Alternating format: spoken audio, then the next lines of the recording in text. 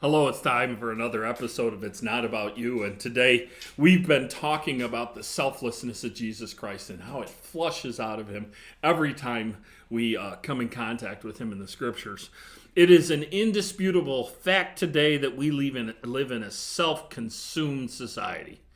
Everything's about selfies, about you deserve this or you deserve that. Every form of selfishness pervades our society and the values of our society so much that it has become the normal thing in the world today, and it becomes part of our morals. However, it's not true for those of us that live under the lordship of Jesus Christ. We have been called to be selfless. The normal thing today is to be so selfish, but we've been called to be supernatural, above our nature. And one of the most significant and publicly notable characteristic traits of any Christian should be our selflessness. How we give of ourself, how we give of our time, our talents, and our abilities for the benefit of the kingdom. We're not looking to get anything from it, but we are looking to invest in the kingdom.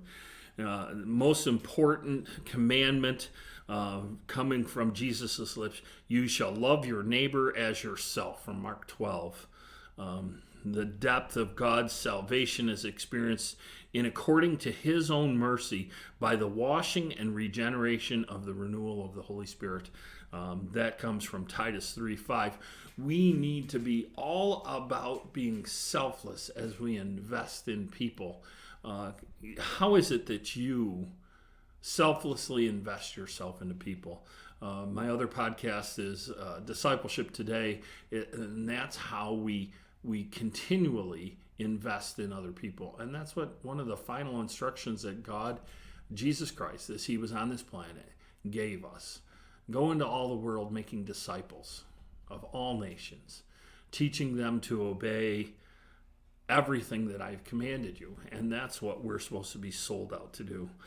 And in Matthew records this: love your enemies and pray for those who persecute you. I find that difficult to do at times. I don't like it when people are after me or after the things I do or after the things that I love. And I quite often find it very hard to pray for people. My mentor constantly is saying to me, we wrestle not against flesh and blood, but we wrestle against principalities and powers in dark places. We have to remember that.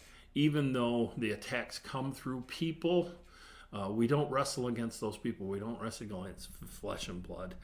We need to be praying for our enemies, as Matthew recorded in Matthew 5:44. And that becomes hard to do, especially when we're focused on us, when we're thinking about the hurt that these attacks have caused.